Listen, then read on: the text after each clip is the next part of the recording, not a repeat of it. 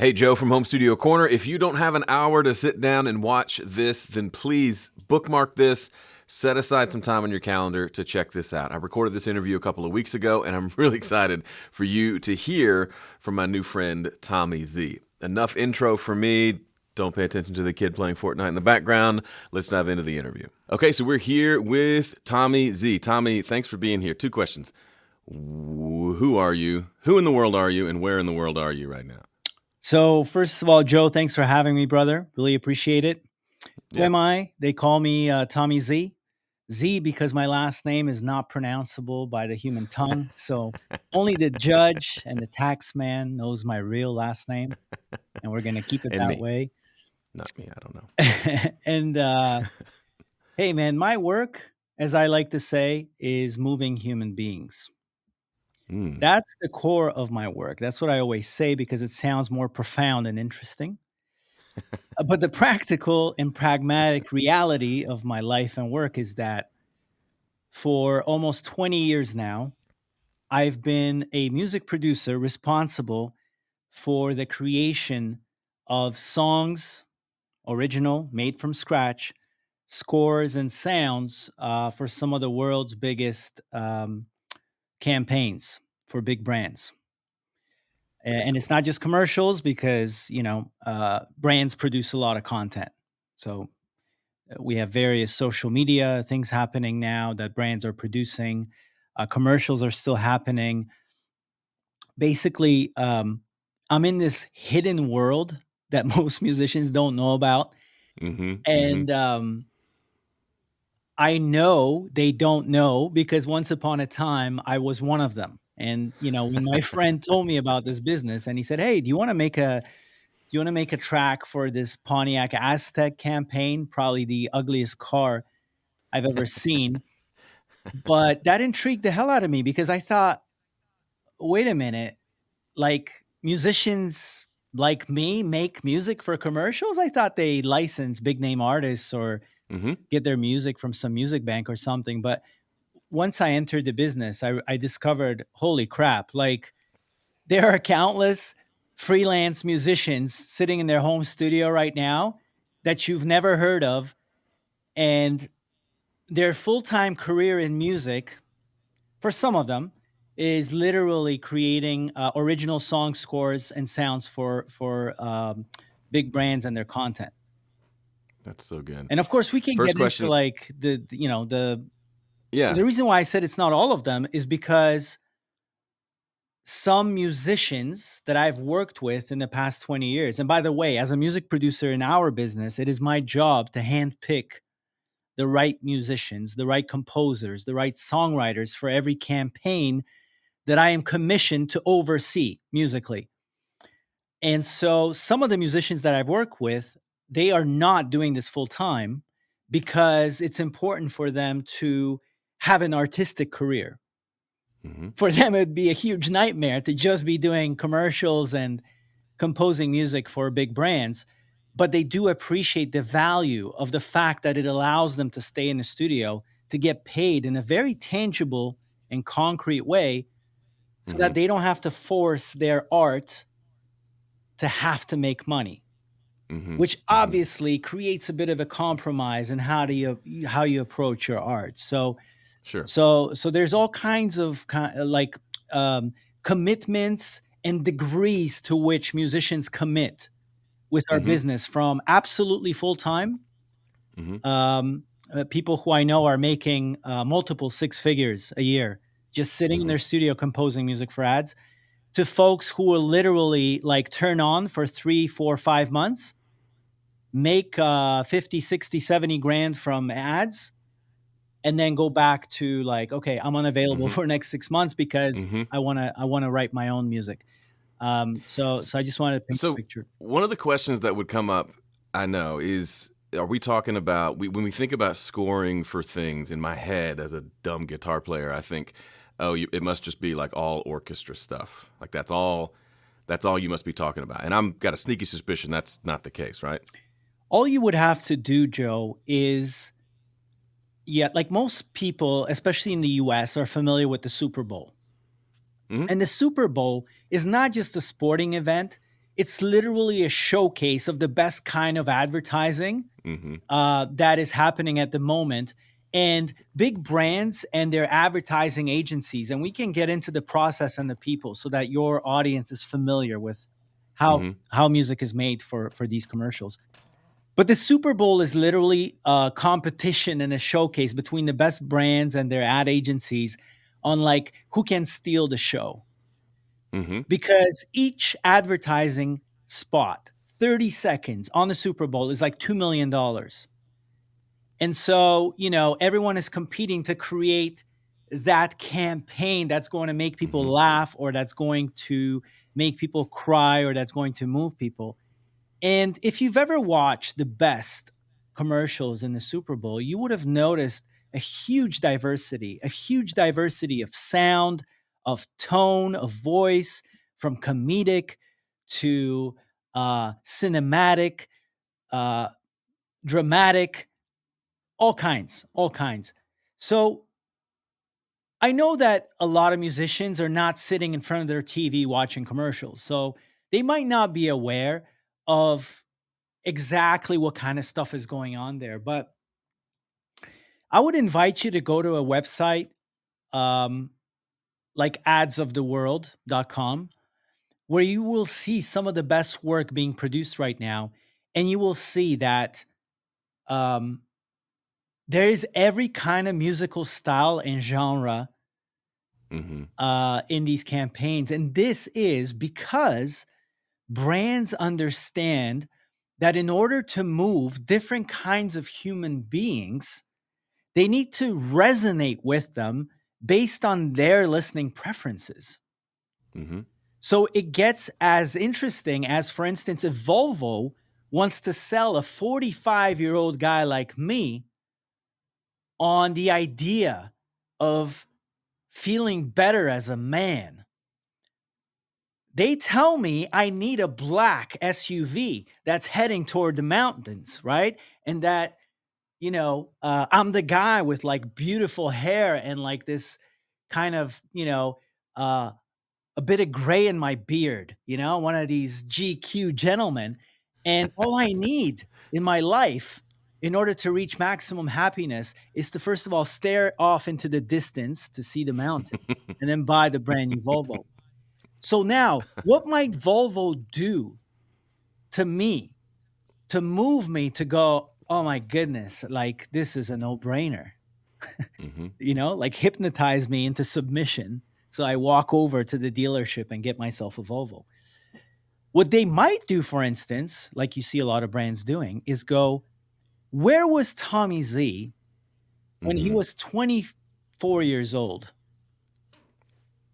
Yep. in last year of college, chasing girls? And now he's trying to spend the rest of his damn life trying to regain that feeling. All you would need to do is play me something from 20 years ago, the right tune from 20 years ago, that every 45-year-old in the room would go, oh my goodness, I remember that feeling. And then you show me a sexy car. And then I make the association subconsciously, of course, like, oh my goodness, right. This is all I need to regain that feeling that I lost, Mhm. So Mhm. anyway, I'm just kind of like, being all verbose here but I'm painting you a picture. Yeah. Brands will do anything musically in order to move their demographic and their audience. And this is why all across the board, you will see speed metal, trap, Mhm. orchestral, orchestral that meets trap, orchestral that meets drum and bass, orchestral that meets electro, electro on Mhm. its own. It really depends on the context, like a number of different factors that basically create the canvas. And Mhm. the canvas has a certain context. Who are we Mhm. talking to? Where is this going to air? Is it going to air on TV? Is it going to air on TV and radio? Is it going to air on TV, radio, and cinema? And according to that, they're going to try to decide the musical direction. And I can tell you from personal experience, I've probably worked on every single genre. Mhm.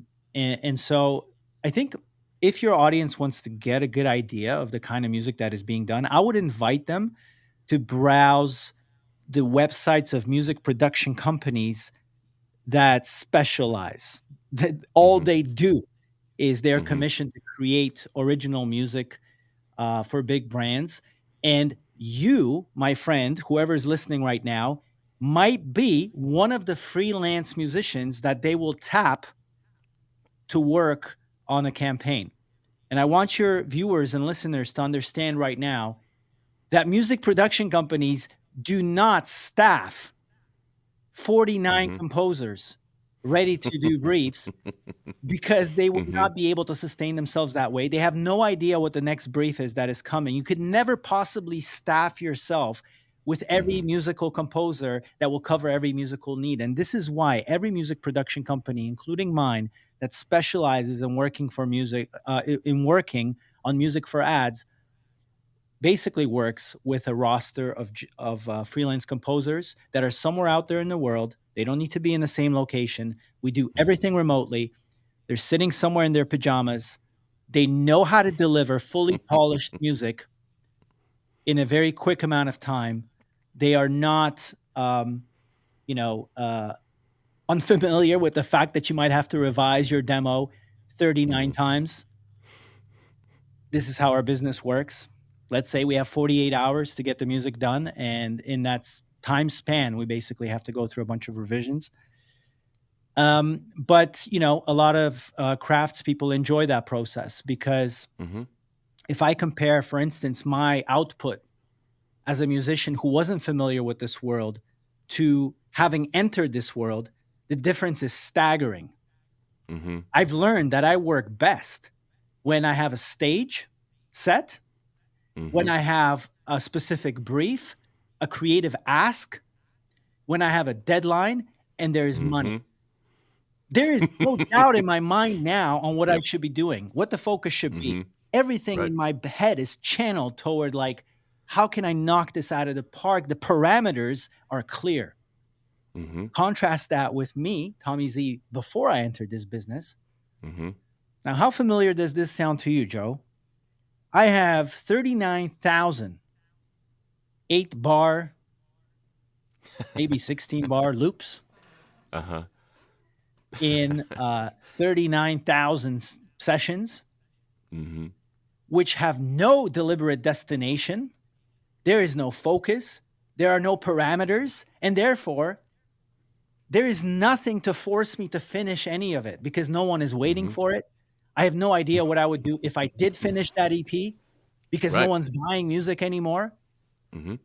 I know it would be tremendously difficult work to get the amount of streams necessary for me to feed my family this way.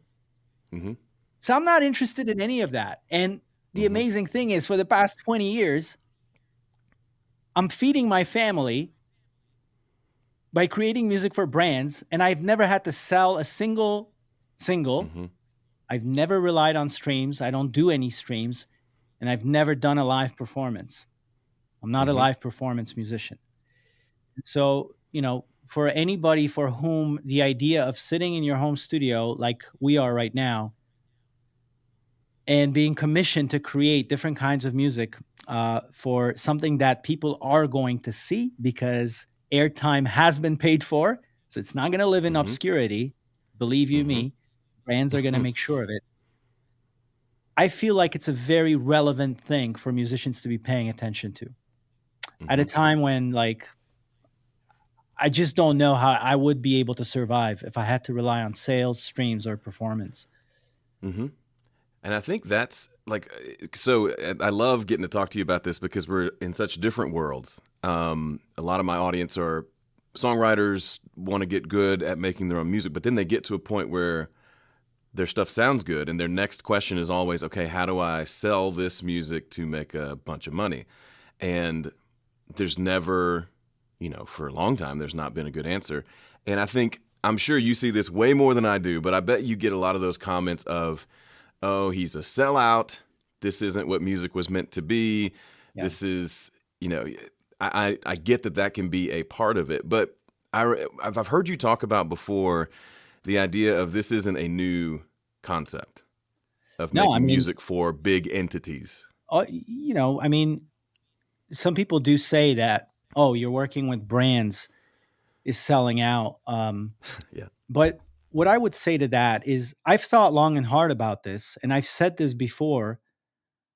I have formulated my opinion about this, and any self respecting craftsperson should formulate their philosophy, your values, what you agree to do, what you don't agree to do.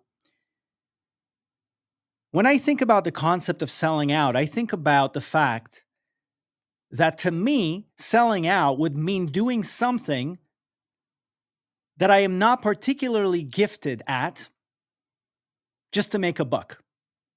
Yep. In other words, I'm sitting in some cubicle like I used to, accepting a biweekly paycheck, Mm-hmm. and my true calling, which might be more difficult than sitting in a goddamn cubicle doing something that's completely unrelated to my talents, might be more difficult. Following Mm-hmm. your dream might be more difficult.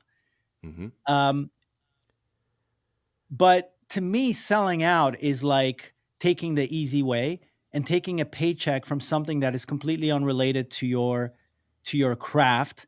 And this is in my Mm-hmm. case. I'm not saying that everyone should make a living from music. I am not Right. saying that at all. This comes down to your own personal reflection. Maybe you decide that no, I will have a day job because I want to be an artist whose music is not compromised or my craft at all is untainted Mm-hmm. by financial Mm-hmm. concerns. I don't Mm-hmm. need money from music. I do it for music's sake. Mm-hmm. But I am not that guy. Mm-hmm. I am not an artist, a full time artist. What I am is a creative craftsman. Mm-hmm. That's what I've realized when I was working in a corporation, sitting in a cubicle and Mm-hmm. feeling my soul leaving my body every day. I Uh-huh. cannot be 100% artist, but I also cannot be 100% commercial guy, like Mm-hmm. business guy. So I Mm-hmm. find myself at a perfect intersection of art and commerce, and one which allows me to actually help other musicians who maybe are less commercially or business minded than I am Mm-hmm. to express their musical talent, where Mm-hmm. I am the person between the Mm-hmm. brand and the business.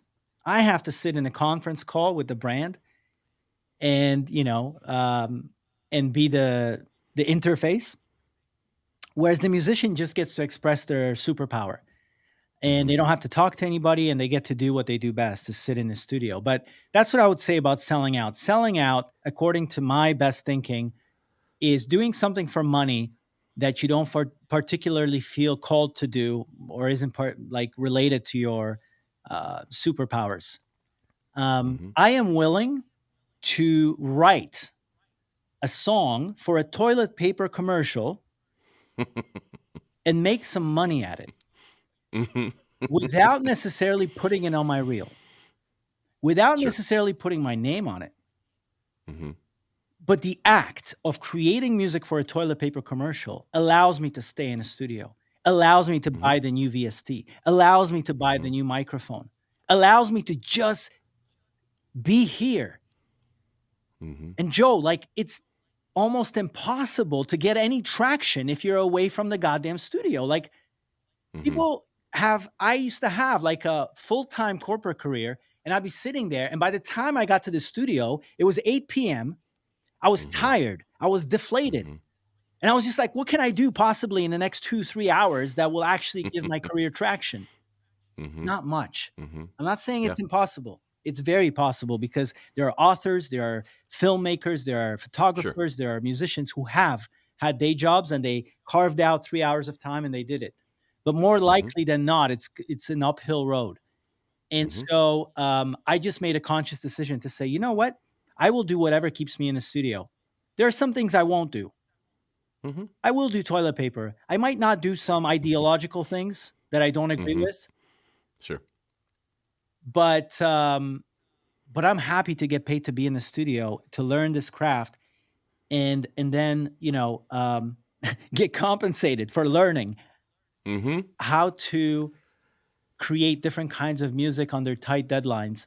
And I can Mm-hmm. tell you that I've recorded my own stuff under various artistic aliases since I've gotten into the ad industry. And had it not been for having to deliver world Mm-hmm. class music on a short deadline, I would have been the same guy I was like before I joined the ad industry, which is like, yeah, Mm-hmm. dilettante, Mm-hmm. dabbling amateur, start a loop, Mm-hmm. then go to bed, then listen to the loop the Yeah. next day, go, oh, that's a great loop. But the time is going by. Like where is Yeah. that taking you? Ultimately, you got to ask yourself, right? So what I love about this industry is very concrete. You know exactly like who you're making music for, you know how Mm-hmm. much you're going to get paid. And it's not insignificant. Let me put it that way. Budgets Mm-hmm. go up and down. There's all kinds, Sure. but we're not talking about pennies Mm-hmm. like when it comes to streaming or singles. I don't even know. Like, does anybody buy a 99-cent single anymore? Like, why would you even pay 99 cents if you can stream it for free? Yeah. So everything has changed. And I believe Mm-hmm. that the only way now, not the only way, but like Mm-hmm. a reasonable way to look at your career as a musician is to say, okay, where's the money? Mm-hmm. Where's the money? Mm-hmm. And who's holding the money and who has need for creative work? And the Mm-hmm. simple answer is brands. Brands are creating a shitload of content. The content needs to resonate with people, which means they need to create original music that's going to match the narrative of their campaign and their story. And I can tell you as an insider that 90% of what you see in campaigns musically is not licensed from a famous artist because a brand could Mm-hmm. not afford to license a famous artist for every piece of content or campaign. Mm-hmm. So they Mm-hmm. might do it like once a year, but they're still producing other content apart from that. They do not Yeah. get their music from music libraries. Mm-hmm. And that's a big misconception. People think, oh, yeah, it's from music libraries. Trust me right now, Nike does not go to MusicBed to find a stock track for their Yeah. next flagship campaign. They Mm-hmm. just don't. Okay. Like, Mm-hmm. just take my word for it. They don't. Mm-hmm. They might use music libraries if it's a smaller brand and it's doing a social media post. Sure. Sure. But even Mm-hmm. then, we find ourselves doing like, we just produced a social media campaign for Google, and it was a real process. It had a film Mm-hmm. director, it had like a budget, it was a real project. So, as far as I know, and I'm working in this business, music is not sourced from music libraries, but instead, it is a process that involves music production companies that Mm-hmm. um, all they do is create music for commercial campaigns. And you're going to be very, very surprised when you start researching this business or learning about it, how many music production Mm-hmm. companies there are that Mm-hmm. do this solely. If you live in a big city, I always say to people, like, just look up, like, music for TV and advertising in your city. Try to Mm-hmm. find some companies and like try to have a coffee with someone there, and you'll be astounded. You're going to walk into a studio with an SSL, hardwood floors, Yeah. like you're going to be like, what's going on here? You're going to see people in fancy clothes carrying plates of sushi. You'll be like, what is all this commotion? What's going on? Are they recording an album? No, they're not recording an album.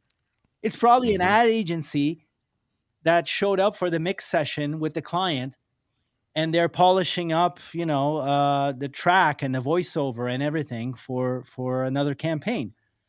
And the studio is operating and making money and profit because of that. It's not because of recording Mm-hmm. albums. And I know Mm-hmm. because I used to be a part of studios that used to record albums. And then they were like, Yep. what do we do now that we can't charge $500 an hour? Mm-hmm. Well, let's get into post production. And the money is sitting with the brands. I mean, the brands are spending millions. They're spending billions on advertising, marketing, and Mm-hmm. production. But Mm-hmm. millions of this goes to original music. Mm-hmm. And so, so now we're not I'll only stop you there doing for a this. second. Yeah, It makes sure, me brother. think about, as when I think about like your story and your career and my own, like I'm kind of in the similar boat to you. I've not been a touring artist. I haven't sold millions and millions of records. Like I I log into my streaming account and download the couple $100 every 3-4 months, right? Like More it's than it's I just can download. right. It's like, hey, that's nice, but no, I couldn't, pay two bills off of that. But doing this, what I do here with Home Studio Corner, it's not what I imagined when I was 16 and thinking about being a professional musician or Sure. a rock star. But I love what I do, and like you said, I would put words in your mouth, but it sounds like you're saying you're a better musician because of these gigs and this pressure to I don't even perform. call myself a musician, Joe. I call Hmm. myself a craftsman Hmm. because, Yeah, that makes sense. Just yeah, like a woodworker yeah, or because a I don't carpenter. actually play an instrument. Like, of course, I'm not one of these people that will say, don't allow to call yourself a musician if you don't play an instrument. No, I think that's Right. bullshit. I think if you create music, you're a musician. You might be a good musician or a bad musician, but you're a musician. Hmm. Um, but I prefer to call myself a craftsman because Hmm. I'm working with my hands. There's other cooks in the kitchen.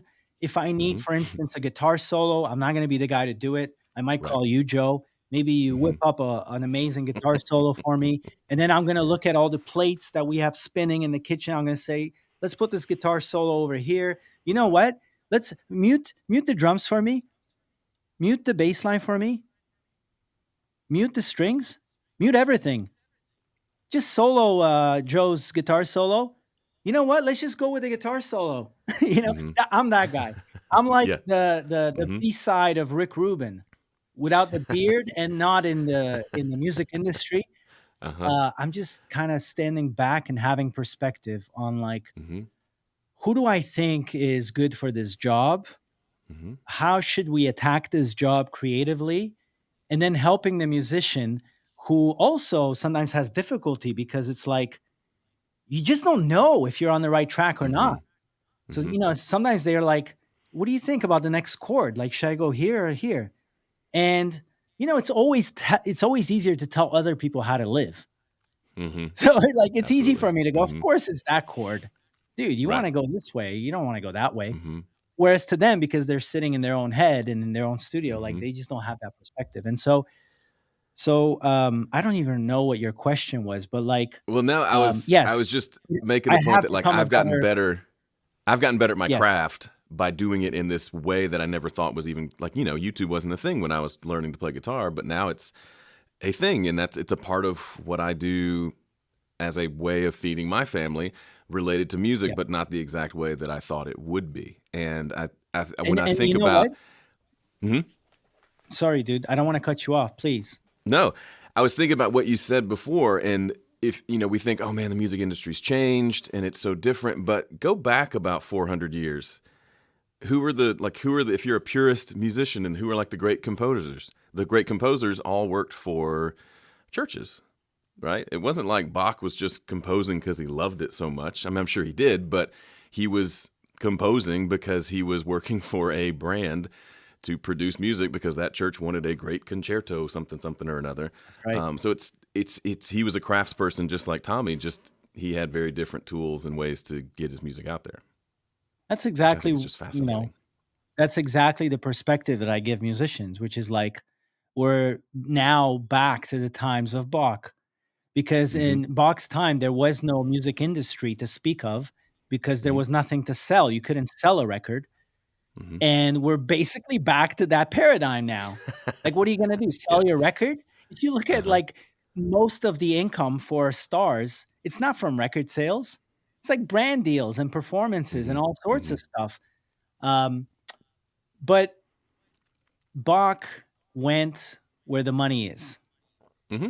Kings, churches, Hmm. they would commission Bach to create something that will move human beings so that the king or the church can put their name on it. Like, Hmm. hey, we just moved you, right? And so that would bring people closer to love the king, to love the Hmm. church. Hmm. And these institutions would basically use creatives in order to endear Hmm. human beings to them because they could not come up with this music on their own. What's Hmm. the same damn thing today, man? Hmm. Brands Hmm. can't do anything creative. Well, That's it's so not true. them doing it. Uh-huh. They're hiring Right. someone to do it. They're hiring a film director, they're hiring an editor, they're hiring a colorist, they're hiring a choreographer, they're hiring a casting agent. So, Yeah. some artist, some creative craftsperson is out there using their skill to move human beings, Mm-hmm. and they're doing it for a brand because the brands are holding all the money. They're Mm-hmm. getting all the attention Mm-hmm. because they're out there. They have the money to broadcast themselves everywhere. So they're getting all the attention. They're getting the spoils of victory. And we're the little people, the artists, the people Mm-hmm. who actually know how to create something that will move other humans. And we're one of the Yeah. little people that the brand might pay to go, okay, move some people on my behalf. That's Mm-hmm. essentially what's going on, man.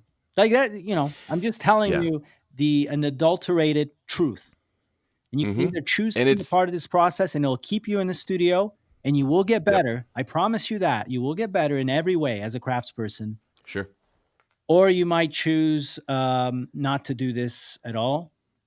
Mm-hmm. But I think if you dream of spending your life in the studio, this Mm-hmm. is certainly a reflection that you have to go through at this point in Mm-hmm. time. Mm-hmm. 100%. I love that. And there, obviously, kind of the next question would be, so what? Do I go to Nike's website and look for job listings for a composer? Because obviously they're not going that route. And it's funny, when I first met you, starting to realize there's this whole underground world that I didn't know about. Like when I first moved back to Nashville about 15 years ago, a friend of mine was doing a session in his studio, and it was doing remaking Beatles songs because it was cheaper to do that than to license the originals Sure. for an ad campaign of some sort. And I thought, oh man, that's such a unique, specific thing. That's so cool that he got to do that. I bet that's not the norm. And now I realize, oh, that's just maybe not the Beatles thing, but like that idea of a brand, big brand coming down saying, please make this stuff for me. Like that's the whole thing you've been talking about. And it's Absolutely. And fascinating, and it's not well known. it's not well known and it's very specific in the Mm-hmm. way that it works and the laws that govern this hidden Mm-hmm. world of ours. For instance, Yeah. I'll give you just one clear example. Yeah. People conflate, I'm using all these big words, it's crazy.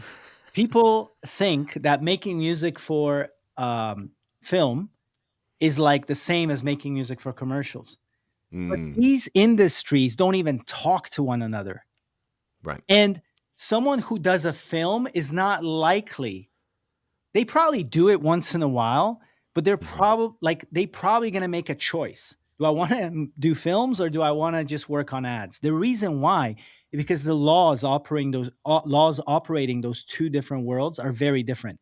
When you're Mm-hmm. working on a film, you're sitting from 3 to 6 months with a director going over every Mm-hmm. cue.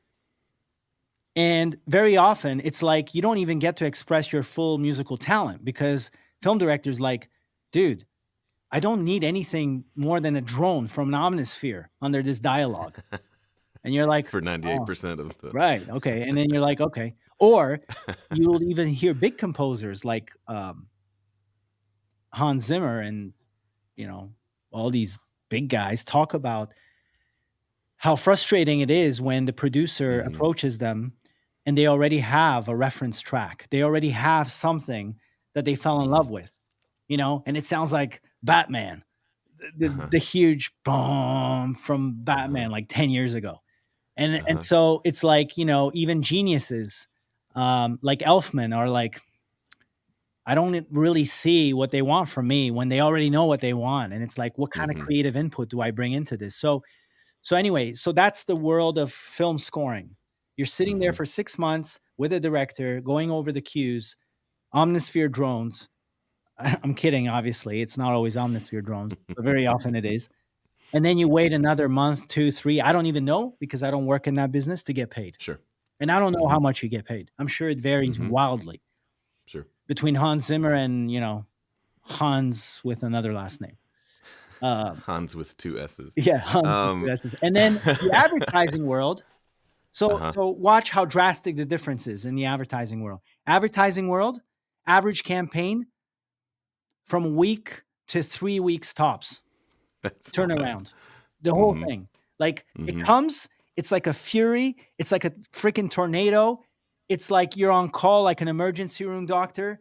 It's like Mm-hmm. we need 48 hours for the next revision, 24 hours for the next revision. Okay, boom, boom, boom, boom, boom. And in 3 weeks, in 2 weeks, I'm sending an invoice. Mm-hmm. And 2, 3, 4 weeks later, I get the money in my account. And you Mhm. can do that 4, 5, 6, 7, 20 times a month. Mhm.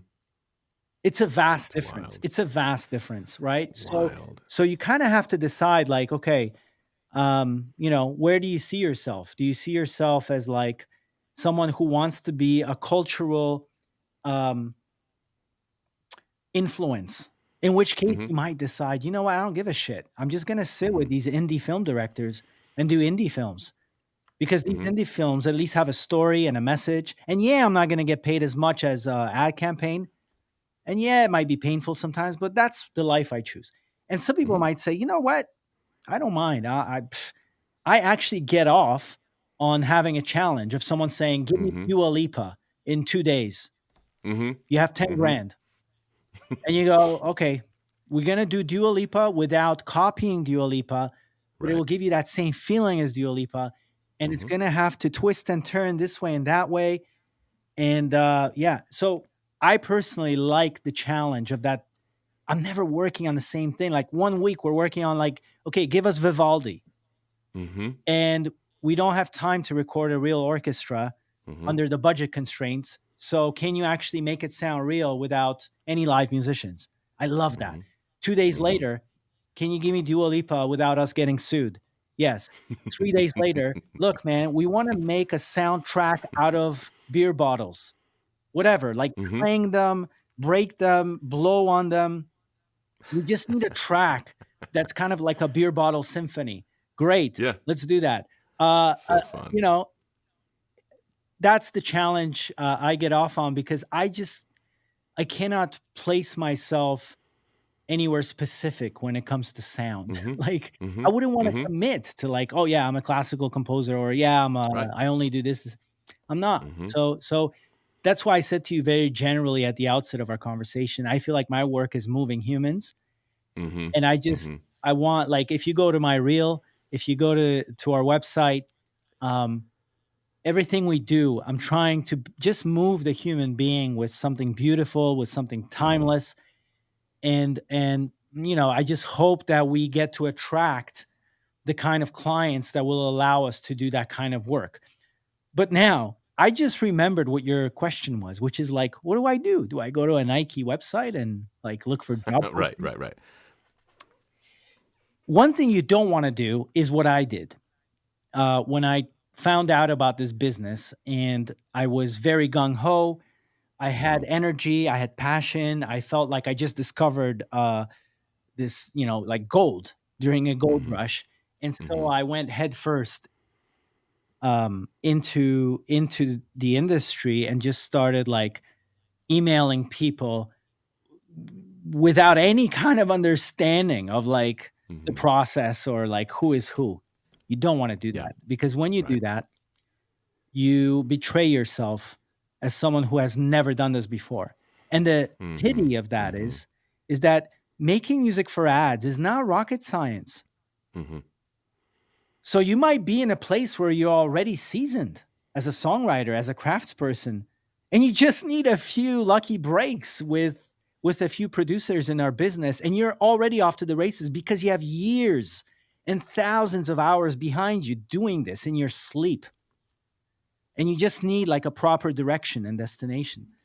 But the moment you send like a green email, naive email, Mhm. they might not even look at your goddamn music. That's what I'm trying to tell you. Mhm. Mhm. Because they'll be Mhm. like, oh, this guy has no idea. I'm not going to trust Mhm. him or her. So, what Yeah. you don't want to do is approach the business without knowing how it works. So, let me tell you very briefly how it works. And anybody who wants to know more, you can, like, we offer free, very comprehensive training that will tell Mhm. you, like, everything you need to do to break into the business in like 45 minutes. Mhm. Of course, it's not like uh, everything that I could teach you, Sure. but you're going to get enough to know, you know what, this is for me. I want to Mhm. investigate further, or Mhm. nah, this is not for me. Mhm. I'm okay where I am. But let me give you like in a pill, in a nutshell. We already said that there are music production companies that exist solely for the purpose of creating original songs, scores, and sounds for big brand campaigns. Mhm. If you have any probability of working in our business, it's going to happen because you have connected with one of the music producers at one of these music companies. Mhm. The reason why you don't email Nike directly, first of all, Nike will never get back to you. They won't, Mhm. because you are not a part of the process that's been established for a long time now in the industry of how big brands source or commission the creation of original music for their campaigns. They can't, like, it would be ridiculous if like a million musicians started emailing every brand and saying, "Oh, work with me, work with me." That's what I did Mhm. in the beginning. Mhm. I was Mhm. emailing everyone and they're like, "Dude, we don't," like, no one got back to me. That was the thing. But like, Mhm. someone took pity on me and said, "Let's go for a coffee. I'll explain to you how things work." And they said, "Dude, brands don't work with individual songwriters or composers unless you're like huge already. Then they will contact you directly. But like when we talk about being commissioned for an average commercial, it goes through a whole process. There's a whole chain of command and people, personalities, and the way things work. So the brand is going to go to the ad agency. Nike is going to go to Wyden and Kennedy, which is their ad agency, and they're going to go, "Look, we need a summer campaign. What should we do?" And then the ad agency is going to reflect. They're going to talk to their strategist. They're going to talk to the creative director, and they're going to go, "Let's use LeBron James and Drake together because ABC," and they'll provide the justification for it, the strategic insight into why we should do that. Or they will come up with a different idea, like Red Bull. Let's have a man jumping from one of the planets holding a Red Bull, whatever the creative idea. The agency conceives of that. My mistake was I started contacting the ad agency, going, "I'm a composer. When you guys work on an ad campaign, let me be one." They also didn't get back to me because they don't work with individual composers.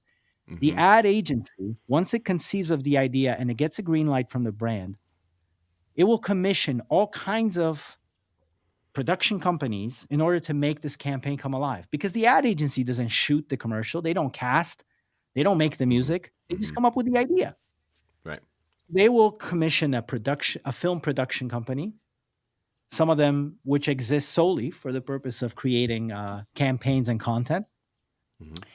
They will commission a music production company called, in our business, Music House. Mhm. They will commission an editing house or an editing suite to edit the commercial. They will commission a special effects, visual effects company to take care of whatever special visual effects need to be done, and whatever else they need, choreographers, photographers, whatever else is needed for the campaign. And so, if you want to break into this business, the only people that expect to get an email from you, okay, are music producers like me who are working at a music production company that Mhm. specialize in making music for brands, Mhm.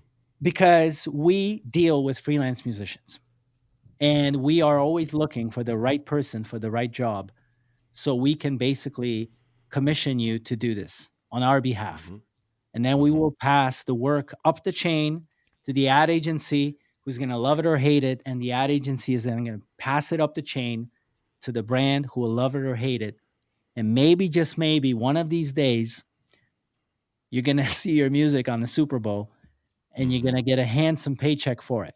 That's what I Mhm. wish for whoever of you is listening and saying, "Man, I'm Mhm. resonating Mhm. with this. I really want to look into this because it does make sense for me." Mhm. If you have the talent, Joe, I'm telling you right now, this is what I want to leave everybody here with. I'm not one of these like gospel preachers that wants your money. I'm not desperate for your money. I don't need your Mhm. money. I Mhm. want to give you hope. Okay. Mhm. If you have the talent, and I mean this, you know how to write songs, whatever your talent is, if you know how Mhm. to compose music and you've been doing it for a while and you can do it on your own, meaning you don't need other people to do it because our timelines are very tight. Mhm. So I can't trust someone who'll go, "Yeah, yeah, I'll ask my friend Joe to track the drums. I'll ask my friend Bill to Right. track the guitar." Mhm. I'm like, "You lost me, dude. Mhm. I need to put my faith and trust in one person who I believe is Mhm. capable of doing this job, and we definitely have Mhm. the tools that allow us to get these fully polished tracks done on your own." But if you Mhm. can do it and you are able to communicate, meaning, and we teach musicians how to do this, Mhm. but you're able to make a few friends by reaching out to music production companies in our space, you're only a few emails away. I don't know how many. Mm-hmm. It could be one. Mm-hmm. I know people who sent one email and they got a job, or at Mm-hmm. least an opportunity, right? Mm-hmm. Because Yeah. you won't get a job. Nobody's going to commit to you 100% solely. But they're going Right. to say, your email arrived at the right time in the right place. I'm actually working on something. I'm working on a toilet paper ad. Mm-hmm. Can you give me an indie folk track in the style of, I don't know, Woody Guthrie? And you're Mm-hmm. like, holy shit, that's me. Like, Mm-hmm. yeah, Mm-hmm. for sure, I Mm-hmm. can do this. You send it back. They're like, oh my God, this is really good stuff. And then you get an email a day later going, sorry, dude, they picked another track. Mm-hmm. But something very important happened here. You do not need to concern yourself with anything other than the work you have submitted to the music producer. If the music producer Mm-hmm. is happy with the demo you have submitted and it made them look good, we have no control over which song is going to get picked. It's Sure. completely has nothing to do with your talent, with the producer's talent, with anything. It has nothing to do with anything. It's ridiculously random sometimes which tracks get picked for a TV campaign. Mm-hmm. And the only thing that matters is that you have connected with this producer, you have answered the challenge in a meaningful and effective way. They will remember you for that.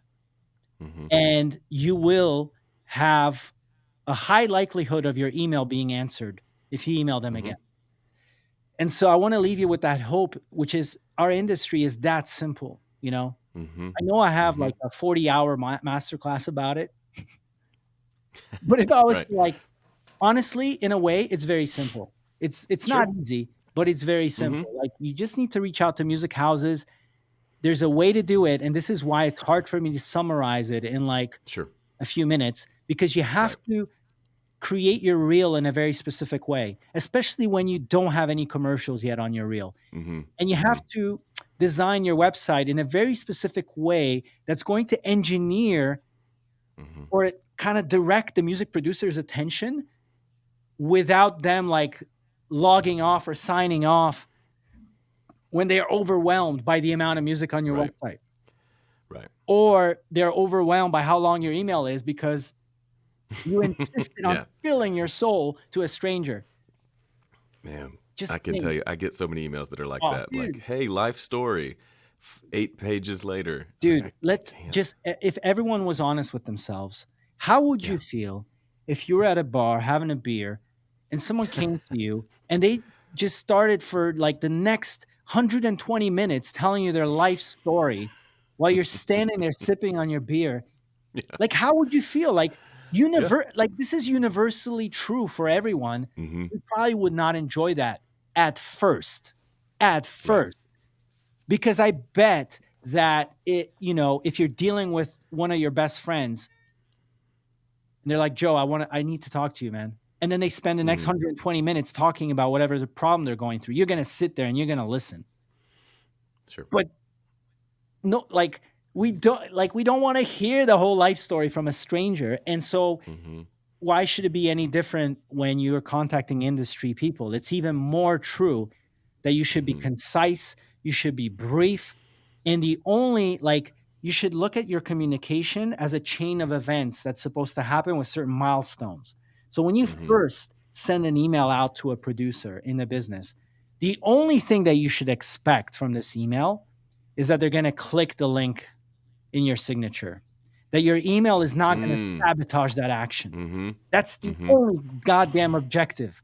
And if you Mm-hmm. write an essay, you just sabotage your chance of people finding out what is really relevant at this point. It's not Yep. relevant that you played in a band called this or that in 1997. I don't care. Uh-huh. What I care Uh-huh. about right now is I have pressure coming from the agency and the brand to Mm-hmm. record a Vivaldi track in 2 days. Yeah. And if I get a random email and it has a link and it's a short email, I'm almost like robotically clicking that link, going boom. Mm-hmm. And I see these orchestral scores and I'm just like, oh my God, that's exactly what I need right now. You would be amazed how many times that is Mm-hmm. how the breakthrough stories or success stories work for our students and for like other musicians who I've worked with in the business. The right email at the right time, but Mm-hmm. brief, brief, brief, brief. Mm-hmm. Then the next objective, when they click the link, when you go to the website, that should have a strategic objective. And the only objective is not to overwhelm them with choices, but to give them a very crisp, clear, and brief indication of your best work that relates and is relevant to me as a music producer working in the field of commercials. In other words, don't show me shit that I'm not likely to be able to put on a commercial. Mm-hmm. Yeah. I'm glad you wrote a Led Zeppelin like ballad that lasts 28 minutes, but I have no, as much as I would enjoy listening to it in my Yeah. spare time, right now I'm at Right. work and I'm like laser focused on like, who can help me? Who can help me? And so this is what we teach people to do. It's like how to combine your superpower, your natural sensibility with the needs of the marketplace. And that's what you present as a short reel. The reason why I say short and the reason why we teach our students to create a site with a play button, a single goddamn play button, one Mm-hmm. Mm-hmm. that in the next 90 seconds will unveil the best you can possibly Mm-hmm. come up with that intersect Mm-hmm. with like something that I would associate with like, oh, my God, I could put this in a car commercial, or I could totally see this in a fragrance commercial or a shampoo commercial. Like, if you can do that, you maximize your chances of people just robotically clicking that play button. If Yeah. you give me 19 SoundCloud links, you're finished. Yeah. You're finished. Totally. I don't know which one to Totally. click, you know? And so Yeah. you see, it's like there's a strategic design for the way that you communicate what you want to engineer for at each stage of the outreach process. And then, what happens at each of the stages, and the outcome that you want. The best one is like you want a few minutes, hopefully on a Zoom call, just like we're doing now, Mm-hmm. so that they get a sense for you. Because a lot of this is not about the music, man. People don't Mm-hmm. understand. It's like, Mm-hmm. yeah, by default, I need you to be a great craftsperson who delivers music quick. But Right. I try to surround myself with people who are on the same frequency. If I can have Yeah. a few jokes with you, if I Mm-hmm. can just enjoy being in the same place and time with you, sometimes these ad campaigns are so stressful, so intense. It's like, it's like setting out in a small boat into a stormy ocean. Mm-hmm. I don't want to be in the same boat with someone in the middle of a Mm-hmm. goddamn ocean who I don't Mm-hmm. resonate with. Mm-hmm. And all musicians listening to this, you know this. You will never invite into the studio someone who doesn't have chemistry with you. You won't. Yeah. No, I mean, I've worked with even famous musicians. It's their whole thing. They Mm-hmm. put up walls like only these three people are allowed in my life when I'm recording Mm-hmm. an album, and that's it, right? So much of it is that. And so I also want you to understand a very important thing, which is like, do not focus on getting a project. Focus on getting a person. Mm-hmm. Okay? People, not Mm-hmm. projects. Like just focus on solidifying the Mm-hmm. relationship. Mm-hmm. Focus on being cool and engaging and listening and asking good questions, because in the beginning it's just all about like, if I send you another email or if I call you, will you answer the phone? Will you answer my email? And if you just focus on the project, or if you're just like transactional about the whole thing, you're really sabotaging your chances of me wanting to talk to you again. So like Mm-hmm. these are the things that we teach. It's not easy. I know. I've traveled this path already as Mm-hmm. a guy who wrote essays, um, as Mm-hmm. this creative guy who wanted to spill my guts to everyone. I've been through these mistakes. Now I'm on the other side watching other people do it. And so, this is what we do. Right now, I Mm-hmm. spend half of my time um, producing campaigns. So, literally, the setup that we have is like we have this production company and then we have this academy. And I'm trying to, like, we spoke about Bach, and like what was happening 500 years ago. Mm-hmm. Actually, a friend of mine pointed out to me, like, what you're doing is what the Italian masters, the painters, Mm. used to do. They used to have a workshop and they would Mm-hmm. invite young talent into the workshop and they would show them, this is how I paint a fresco. And they would Mm-hmm. watch. This is what we do in our academy. We're like, we have homework. You have to score stuff. You have Mm-hmm. to like show me how you build a website. How did you? How would you score this commercial? How would you score? And we're watching and we're giving feedback. And then like if I see someone who is outstanding or has great potentials, I'm like, come with me. We'll paint a fresco. And Mm-hmm. then I give them like, one little square. Paint me a what would you do Mm-hmm. here, Yeah. So this is what we're doing and my vision, my big vision, my humble vision, let me put it this way, is that we can be one of the few production companies in the world that are we know we are the only production company in the world right now who's actually teaching our craft to Mm-hmm. students. And initially, those two things were separate, the production company and the academy. But now I've realized there's an unbelievable synergy here. The last, I don't Mm-hmm. know how many campaigns, but it must be like 10 campaigns that my production company has produced for big brands has been done by our students, by the best That's so cool. people in our academy. And so I'm thinking, you know what? Maybe I don't feel like producing commercials anymore, but I love teaching. I love Mm-hmm. mentoring. I love this Mm-hmm. conversation we're having right now. Mm-hmm. I'm good Mm-hmm. at it. I want to keep doing it. It's going to bring value to others. Yeah. Let my best students run the production company. That's the vision. That's the It's great. vision. That's the It's vision we're brilliant. working on now. And And it's the kind of thing. It's the kind of thing you don't see a lot. Like people who have figured it out, then their job is to hold that close to the vest and not yeah, share it because it's the secret of the trade or you're whatever. absolutely right. And that Um, business is notorious for that. Is yeah, notorious. I'm It's just sure. that at I some mean, the fact point, that most people, I would assume, didn't even know how the business works. Like that's a shows that it is such a secretive sort of industry. it is Well, a listen, secretive Tommy. it is a secretive business. And you know what? The reason why I started the academy is to inspire myself. Mm-hmm. So I just didn't give I gave zero fucks at some Uh point huh. Mm-hmm. about producing another Yeah. commercial. I've done Mm-hmm. it. I've done it close to 1,000 of them.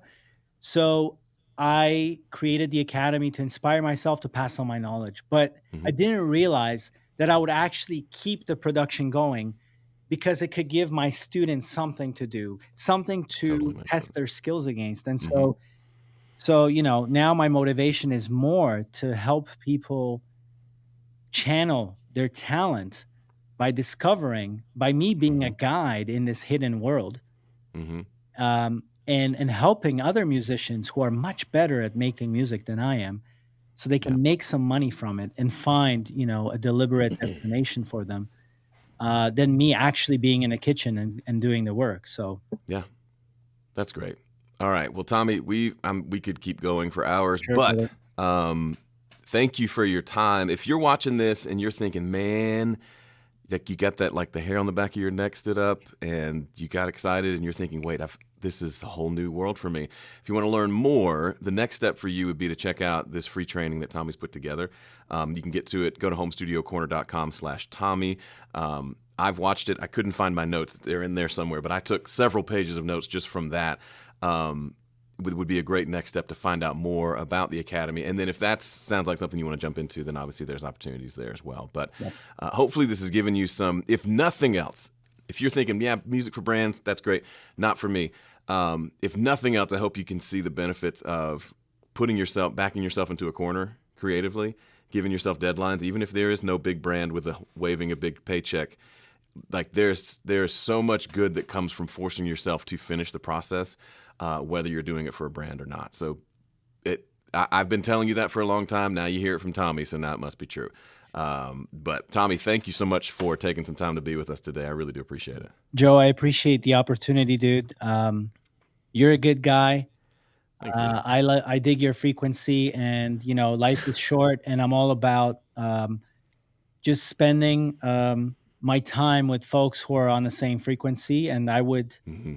suggest to all of you watching and listening to this that you formulate your philosophy, your Mm. credo, so to speak, about what kind of musician are you going to be? What are you willing to do? What are you not willing to do? But spending time with the people on the right frequency is the key that unlocks the kind of work that you're going to do, Mm-hmm. because you will only be as good as the people who are you're commissioned by. So Mm-hmm. if you're commissioned by mediocre creatives to do shitty car dealership ads, well, guess what your portfolio is gonna look like. You know, but if you aspire to be in the room with people who have a world-class sensibility, then you're going to have to get better so that you Hmm. belong in the same room with those people, and that's what I wish for you. And that's when your reel is going to be great, and that's when you're going to start, you know, realizing your superpowers, and being able to spend your days in the studio because you're paid for it. That's my sincere wish for you. Love it. So good. All right, everybody. Thank you for watching. Tommy, thanks for being here. We need to get in the same, at least the same hemisphere at some point and share a beverage Absolutely, together. brother. But I'm happy to. until then, I'll send you big long emails. Okay, man. I'm just kidding. I'm kidding. I was listening, I promise. All right, Love thanks, it. everybody.